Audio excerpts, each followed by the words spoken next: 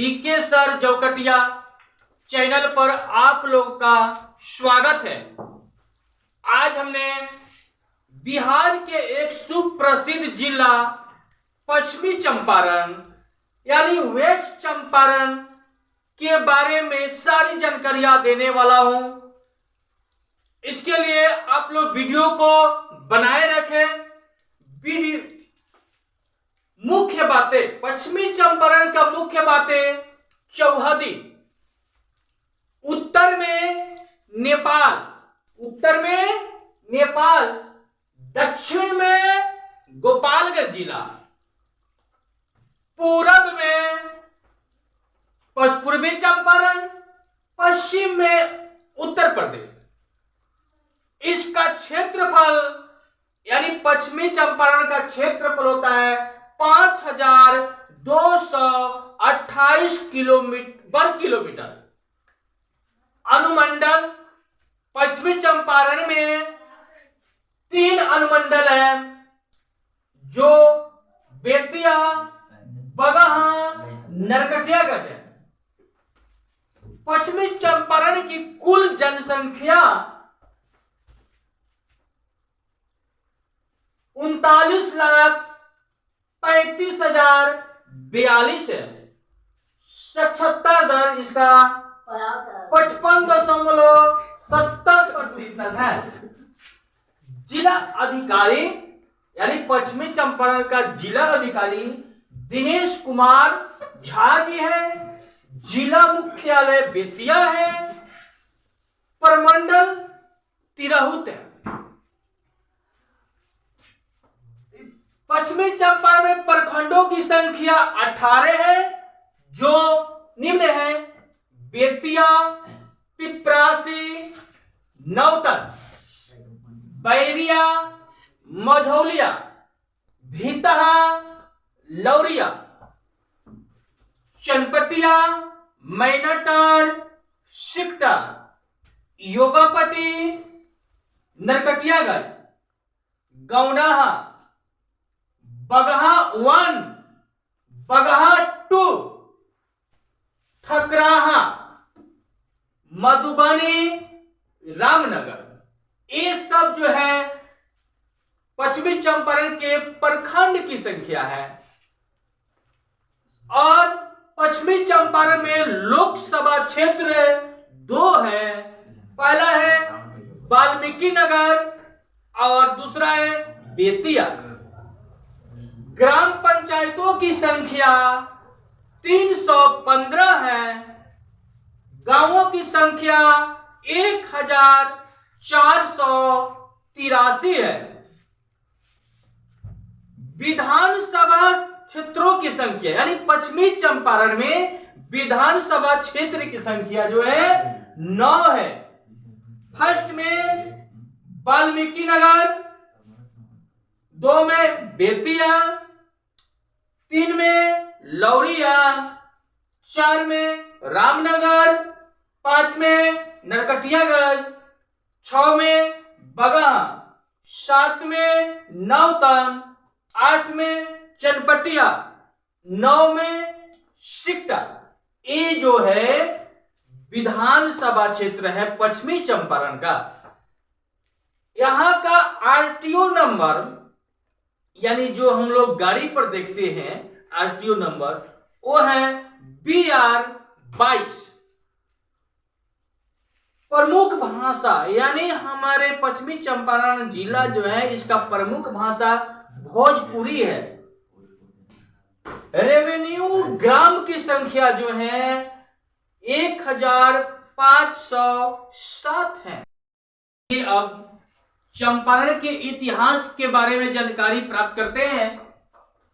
चंपारण का इतिहास यानी चंपारण का नाम चंपा जोड़ अरण्य से बना है। अरण्य मीन्स होता है जंगल, जिसका अर्थ होता है चंपा के पेड़ों से आच्छादित जंगल। महात्मा गांधी ने यहीं से अंग्रेजों के खिलाफ नील आंदोलन 1917 ईस्वी में सत्याग्रह की मशाल जलाई थी। प्रशासनिक सुविधा के लिए सन 1972 में ये चंपारण को 2 भागों में बांट दिया गया, जिसका पहला भाग पूर्वी चंपारण और दूसरा भाग पश्चिमी चंपारण बना दिया गया। ये भी एक जिला है, पूर्वी चंपारण और पश्चिमी चंपारण जिला में विभाजित कर दिया गया। इस जिले में मौर्य वंश, कौरव वंश, शुंग वंश, कुषाण वंश तथा गुप्त वंश का अधिकार रहा है।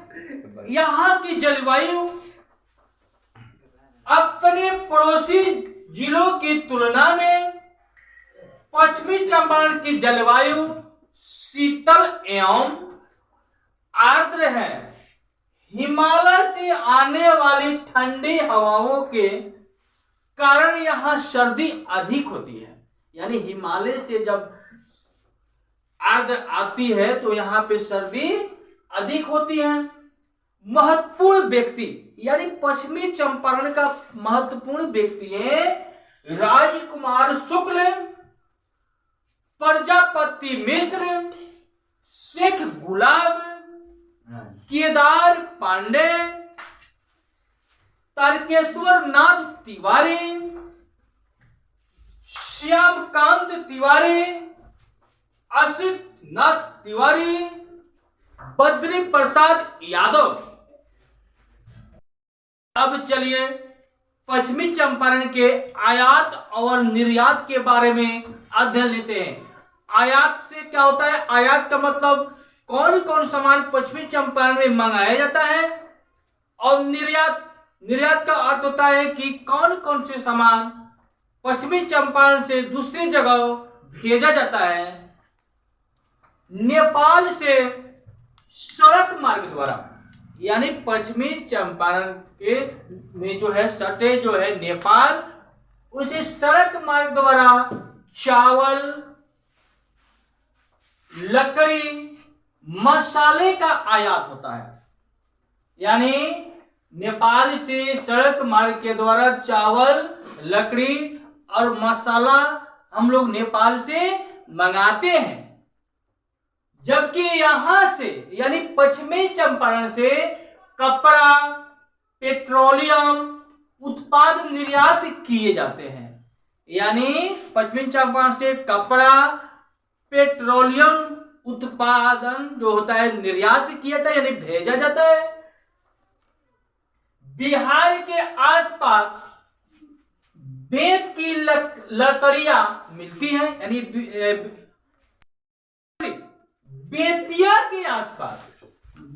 के आसपास बेत की लकड़ियां मिलती है जो फर्नीचर बनाने के काम में आते हैं।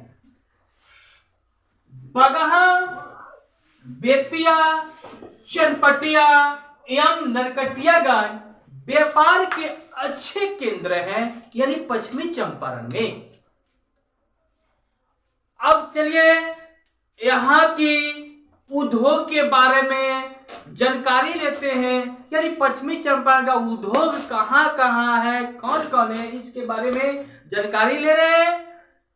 जिले में कृषि आधारित उद्योग ही प्रमुख है, यानी पश्चिमी चंपारण में जो उद्योग कृषि पर आधारित होता है वह प्रमुख है। मझौलिया, बगहा, हरिनगर तथा नरकटियागंज में चीनी मिल है, यानी यहाँ की चीनी जो है बहुत मशहूर है। यह कई कई राज्यों में, कई कई देशों में चीनी को यहाँ से निर्यात किया जाता है। कुटीर उद्योग में रस्सी, चटाई तथा गुड़, चावल, चिवड़ा आदि बनाने का काम किया जाता है।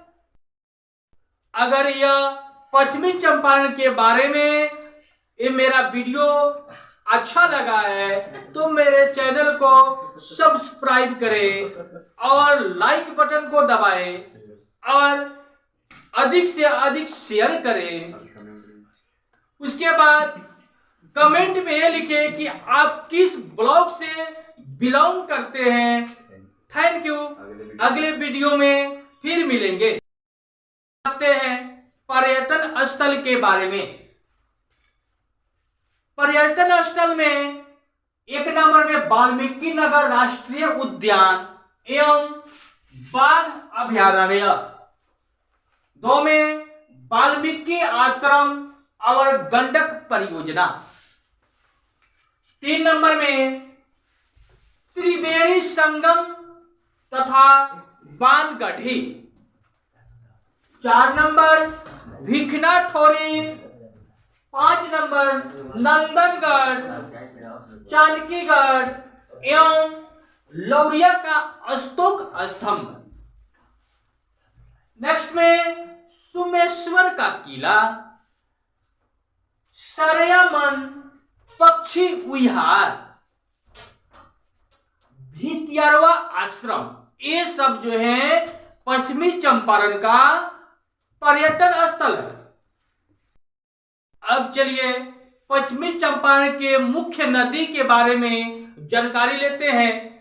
पश्चिमी चंपारण के मुख्य नदी में गंडक नदी, नारायणी नदी भी कहलाती है। यानी गंडक नदी को नेपाल में इसको नारायणी नदी भी कहते हैं और नारायणी नदी भी कहलाती है। यह मध्य नेपाल और उत्तरी भारत में स्थित है। यानी यह गंडक नदी जो है मध्य नेपाल और उत्तरी भारत में स्थित है, यानी यहीं से ये निकलती है। उसके बाद यह काली और त्रिशूली नदियों के संगम से बनी है। यानी गंडक नदी काली और त्रिशूली नदियों के संगम यानी उसके संगम से बनी हुई है, जो नेपाल की उच्च हिमालय पर्वत श्रेणी से निकलती है। यह गंडक नदी जो है नेपाल के उच्च हिमालय जो है उसके पर्वत श्रेणी से निकलती है, जो जाकर गंगा में विलीन हो जाती है। इसकी लंबाई 630 किलोमीटर है।